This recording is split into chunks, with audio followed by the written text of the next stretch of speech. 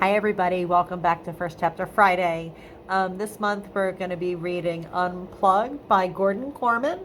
I picked this one because after like a year of being fully remote and, having to do school online and shop online and all that, what would happen if you had to just unplug, leave your devices at home, and forget them?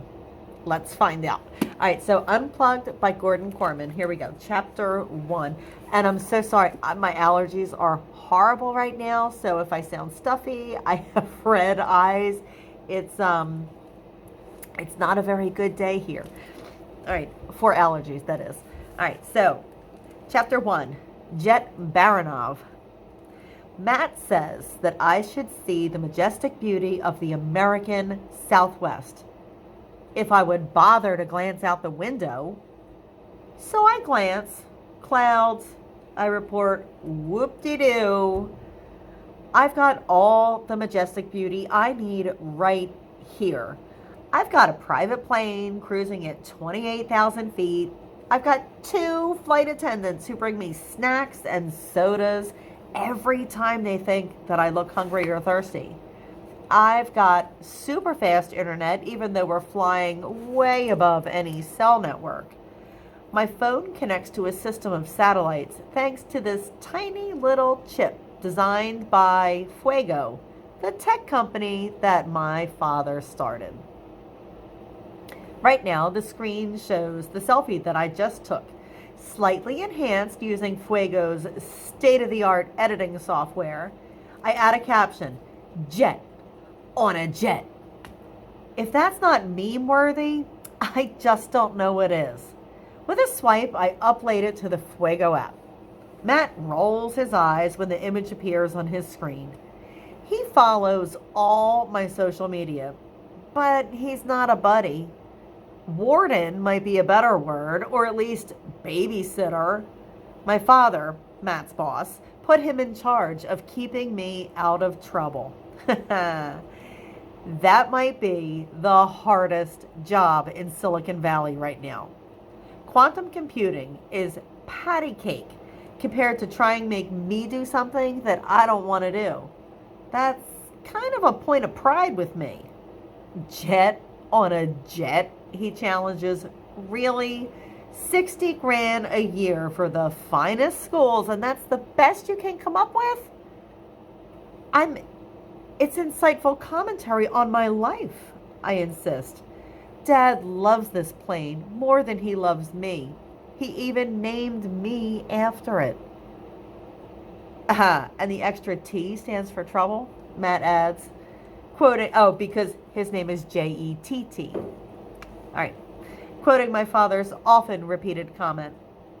Yes, the famous Vladimir Baronov, billionaire founder of Fuego, cracks dumb dad jokes like all other fathers. The plane's official name is Del Fuego. Our 40-acre compound in Silicon Valley is known as Casa del Fuego. You get the picture? I've named my toilet Fuego Bowl. Back in December, I set off a bunch of cherry bombs in it to see if I could trigger the Fuego detector in the hall. Verdict, success. I also found that the whole house is outfitted with emergency sprinklers. Uh-oh. Vlad was pretty ticked off about that. How was I supposed to know? My family's all about fuego, not agua. Come to think of it, that was just about when Matt began spending a lot more time in the company of his boss's son. Matt Luganis started out as a high-flying young programmer at Fuego. For any of you who don't know, Fuego is Spanish for fire, so just thought I'd add that in there. Lately, though, his job seems to be keeper. I feel a little bad about that. Matt signed on with Fuego to change the world, not to ride with me in a limo to school or to make sure that I actually get there or to be an extra chaperone at the Halloween dance to prevent a repeat of that last Halloween dance when I hired a local motorcycle gang to ride their Harleys through the gym. There were a lot of tall 8th graders last year. So it kind of took a couple minutes for the teachers to realize that the newcomers weren't actually students. Hey, I'm just having fun. Sometimes you have to work at it. It's harder than it looks, you know? I have a saying, fertilizer meets fan. I originally had another word for that first part, but it already got me kicked out of my private school. My third in 3 years, by the way. My mother flew all the way back from Ulaanbaatar, which is the capital of Mongolia, to straighten things out, starting with me.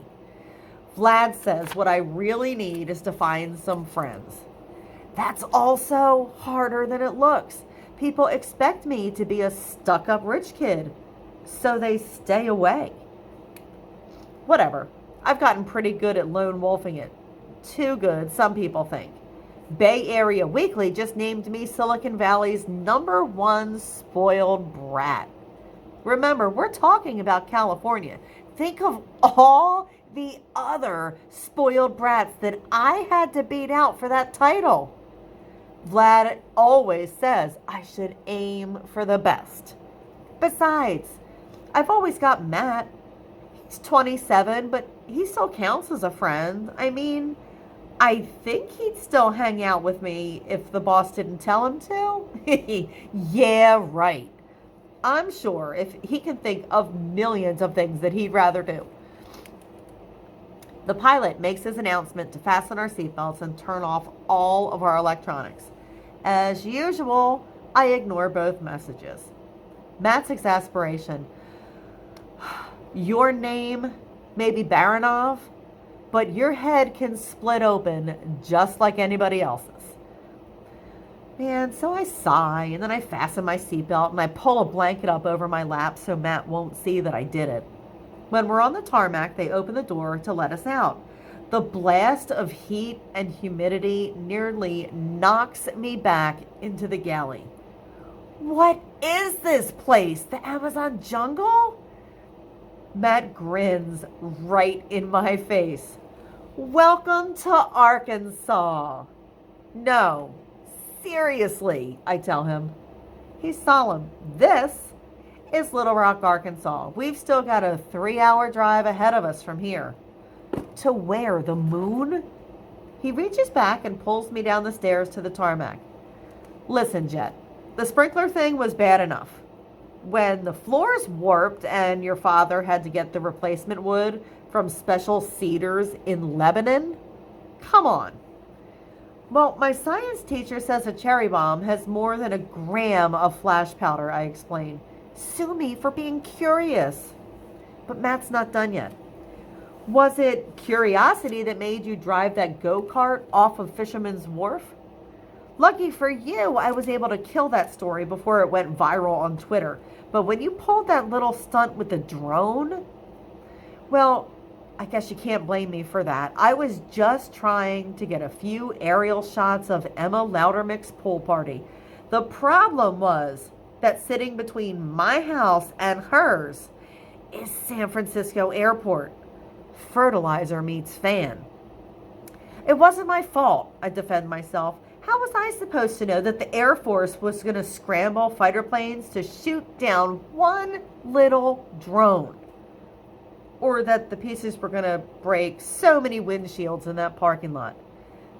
Don't act surprised, man, Matt tells me firmly, steering me toward the terminal building. This isn't the first time your antics got you a little too much attention and you had to lie low for a while. Yeah, I agree, but lying low is a couple of weeks on the Riviera or maybe Bali, not Arizona. Arkansas, he corrects me. So who's going to know if the two of us get back on this plane and fuel up and fly someplace decent? Remember, that private surf island off of Australia where everybody gets their own chef? He cuts me off though. Forget it, Jet. Your dad's right on top of this. This place we're going has a waiting list. He had to pull a ton of strings to get us in for this summer. Waiting list, huh? I like the sound of that. In Silicon Valley, If you don't have to pull strings to get into something, it probably isn't worth getting into. What is it? Some sick new resort? And they put it in Arkansas to scare away like the uncool people? He smiles. Something like that. Come on, the Range Rover's waiting for us. I'm encouraged, but something about this cake-eating grin makes me uneasy, especially when I see the car, which is splashed with mud and pockmarked in dozens of places. This isn't the kind of Range Rover from the rap songs. It's the kind you ship to Africa to drive over the elephant poop. It's 10 times hotter inside the car than outside it. The air conditioning isn't broken. It just doesn't exist. The driver is either named Buddy or wants us to consider him our buddy. I'm really not sure which. He assures us we don't need air conditioning. A certain amount of sweating is good for you. He calls over the engine's roar. It's part of the program. Keeps your skin pores open. You're cooler in the long run. Program? I ask Matt suspiciously. He just shrugs. The breeze feels like it's coming out of a hairdryer set on fricassee. But after an hour on the road, I don't even care that I'm sweat drenched from head to toe. Where are we? I hiss. How much worse is this going to get? We're on our way, he insists, to the, resort. But he doesn't look too happy either. Maybe the too bumpy, two-lane road is messing with his stomach. No resort I ever went to had an approach like this. Couldn't we have gone by helicopter or like float plane? He shakes his head. This place is really remote. God, tell me about it. We haven't seen a solitary soul in 20 miles that didn't have feathers or four legs. This resort has a waiting list? I'd hate to see the one that no one wants to go to. Another hour goes by. The scenery just doesn't change. Standing by the side of the road, a deer looks at me as we pass by. I swear there's pity in his eyes. There are signs that talk about towns, but we never see any. By this time, I'm not just physically miserable and bored out of my mind. I'm also starving. I'd give 1,000 preferred shares of Fuego stock for a bag of Doritos. The luxury of the Gulf Stream feels like it happened in another lifetime, a better one. Finally, 3 hours in, we get there. I look around for the trappings of a vacation hotspot. Palm trees, towering water slides, gleaming hotel buildings. Nothing. There's a small sign by the main entrance that says, the Oasis of Mind and Body Wellness. I turn to Matt. Wellness? This is the place, he confirms. Your dad set the whole thing up. How do I even describe it? A lot of words come to mind. None of them is resort. It's decently large, surrounded by woods, with small, neat cottages dotted all over the property. There are a few bigger buildings too, but none higher than a single story. This isn't a dump. Nothing is actually falling apart, and it's freshly painted and well maintained. It isn't totally unfun. There's a pool at least. The kind any crummy hotel would have. No water slides or anything cool like that. There are people on bikes and in the distance kayaking and pedal boating on a lake. What can I say? It's sort of okay, but it's definitely not the kind of high-end destination where you get your own chef. My father picked this place. No way. The driver takes us to the welcome center so we can check in. I tug on Matt's arm. I don't get it.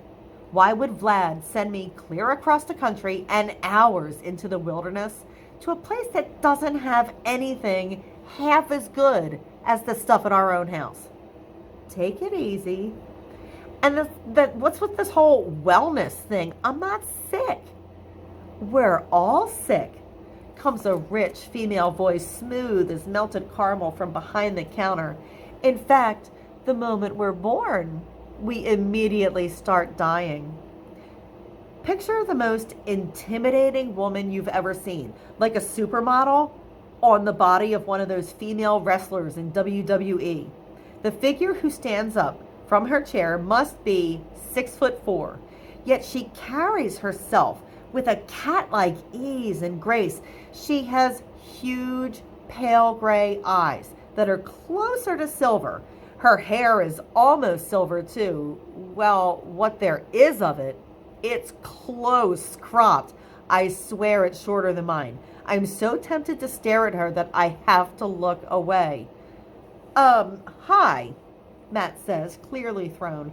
I'm Matt Luganis, and this is Jet Baronov. Checking in. I envy you, the lady informs us in that almost musical tone. No part of the journey is ever quite as eye-opening as this first step. I'm Ivory Novus. I'm in charge of meditation here. Meditation? I echo. This is the oasis of mind and body wellness. We heal the body through diet and exercise. The mind, on the other hand, is a more complicated instrument. The valves of a trumpet can be oiled. Only meditation can tune the mind. What? I've heard of math teachers and English teachers, I tell her, but meditation teachers, that's a new one. Here at the Oasis, we prefer pathfinder, not teacher. I cannot plant information inside your head. I can merely show you the path to understanding.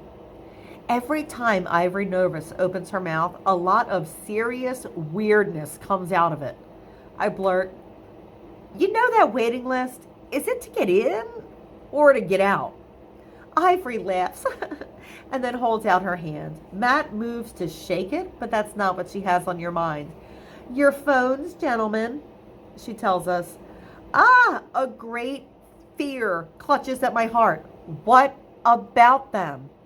You have to turn them in, Ivory explains, like it's the most obvious thing in the world. It's one of the strict rules at the Oasis. No electronics. On the path to wellness, the only screen you need is a vast slate of your imagination. Oh, I'm psyched. Finally, we come to a part where Matt tells this Wonder Woman on steroids where she can stick her Oasis. So it's a blow when I see him hand over his beloved F phone like it's nothing. You knew about this? I accuse him. He nods grimly. So does your father. That's when it dawns on me. Vlad didn't send me here to lie low. He sent me here for revenge. Just because he had to pay back the Air Force for scrambling those fighter jets. Matt shakes his head solemnly. Your father loves you. He sent you here because you need this. Silicon Valley's #1 spoiled brat? That looks cute in a magazine, but these stunts of yours are getting out of hand. What if a piece of that drone had gone through somebody's skull instead of just their windshield? One of these days, you're going to do something that your father can't buy you out of. He's trying to save your life, Jet. And so am I. And he plucks my phone out of my pocket and hands it to Miss Meditation. I fold my arms across my chest. I'm not staying. In answer, he reaches into my bag and pulls out my F-pad, my laptop, and he surrenders those too.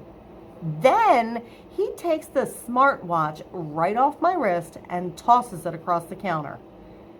You're fired, I snarl. He's patient. Do you remember Liam Reardon? A kid at my school. His dad owns like half of Google. What about him? He was a zombie. He never looked away from a screen long enough to make eye contact with a real human. He was hostile, antisocial. He'd gone through every therapist in the Bay Area and half of the ones in LA. Then his parents sent him here. Miss Meditation nods. Liam, wonderful boy. The Oasis made such a difference for him, as it will for you. The silver eyes bore into me at high intensity until I have to study my sneakers to avoid the onslaught. The coming weeks will be the turning point for your spiritual life. I don't have a spiritual life, I reply stubbornly. Some crazy lady stole it along with my phone. If Ivory is offended by that, she doesn't let on. Hostility is the byproduct of a mind out of balance, she says understandingly. At least I have a mind, I mumble under my breath. Oh, don't be rude. Matt puts an arm around my shoulder in an attempt to calm me down. Take it easy. Kid, you're not in California anymore. I shrug him off violently. Yeah? Really? What tipped you off? The swamp gas? The possum BO? The fact that we haven't seen an In-N-Out burger for 200 miles? Oh, you must be starving, Ivory says smoothly. I've got some good news for you there. Early dinner's being served right now. You have to try one of our burgers. They're world-renowned. I struggle to get my whirling mind under control. If this was San Francisco, I would tell everyone to stick it and Uber home. But I don't know if Uber comes all the way out into the sticks. And even if they do, I no longer have a phone to call them on. It goes without saying, I'm not spending the next 6 weeks of my life in this freak show of a wellness camp. But for right now, I accept the fact that I'm kind of stuck. The Range Rover belongs to the Oasis, not me. So there's no way back to Little Rock and the Gulf Stream if Miss Meditation doesn't approve. For all I know, the plane isn't there anymore. Vlad probably had them fly it back to California so he can go all over the place. I can tell you where he won't go, that's for sure. To a wellness oasis. First thing tomorrow, I'm out of here if I have to walk. But right now, if I don't get some food, I'm going to face plant in these pine needles. I might as well check out these famous burgers Ivory's hyping.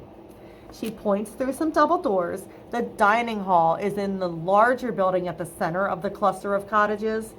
Leave your bags. I'll have them brought to your cottage. Bon appetit and be whole. Whole with an H? What now? Whole. W-H. She amends, emphasizing the wh sound, as in entire. Your mind, body, and spirit. Be your whole self. Like I could be anybody else. The only hole I want is a place to crawl into until this nightmare is over.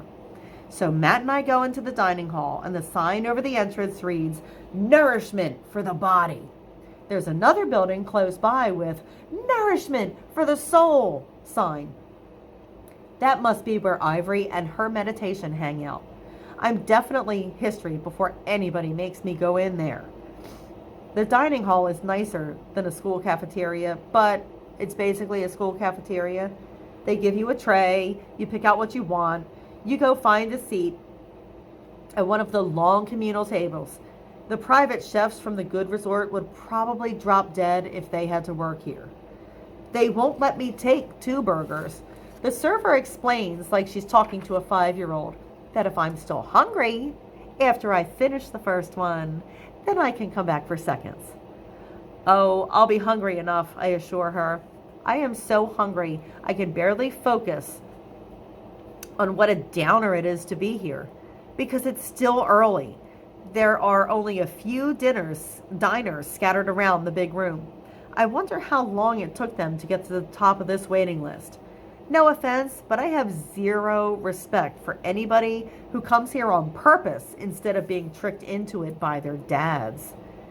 Matt waves me over to a spot by a big picture window. It has a really good view of the lake, which I can see now is just a side pool of a long river. Pretty, isn't it? He offers. I don't answer. On an empty stomach, I can't muster enough sarcasm to come up with the vicious reply he deserves. I plop myself in a chair, grab my burger with both hands, and take a gigantic bite. And then spit it out so hard it decorates the picture window. That's not a burger? I choke. Sure it is, Matt replies airily. A veggie burger. A what? The Oasis is 100% vegetarian, he informs me, like it's the most obvious thing in the world. I reach for my pocket, determined to call Vlad and demand to be taken out of here, out of this backwoods torture chamber, or else. And that's when I remember my phone and all of my electronics are locked away at the Welcome Center. All of this wellness is going to kill me. And that's the end of chapter 1 of Unplugged by Gordon Korman. So I hope you liked it. I'm actually going to continue reading this because I can't wait to see what happens next. So I believe right now we have this in book form right here. I have to check and see if it's electronic or not. I will definitely update this post. Okay? All right. So thanks for listening, and I'll see you next time. Bye.